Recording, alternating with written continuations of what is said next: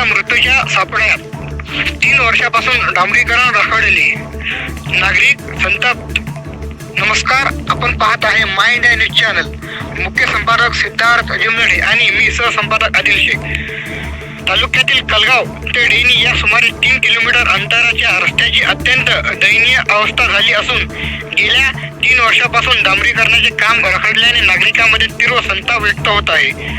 ठिकठिकाणी मोठमोठे खड्डे, उखडलेली गट्टी आणि रस्त्यावर झाडांच्या वाढलेल्या फांद्यामुळे वाहनधारकांना जीव मुठीत धरून प्रवास करावा लागत आहे।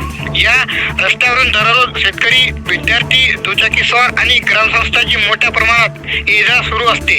मात्र रस्त्याची अवस्था इतकी खराब झाली आहे की किरकोळ अपघातांची मालिका सुरू असून अनेक वाहनधारक जखमी झाल्याच्या घटना घडत आहे। विशेषतः रात्रीच्या वेळी खड्डे न दिसल्याने अपघाताचा धोका अधिक वाढला आहे। स्थानिक नागरिकांच्या म्हणण्यानुसार अनेकदा संबंधित विभागाकडे तक्रारी करूनही प्रशासनाकडून केवळ आश्वासने दिली जात आहेत। रस्त्यांच्या कडेला वाढलेल्या झाडांच्या फांद्या थेट रस्त्यावर आल्याने मोठ्या वाहनांना मार्ग काढताना अडचणी निर्माण होत आहेत। 3 वर्षापासून रस्त्याच्या डांबरीकरणाचा प्रश्न प्रलंबित आहे।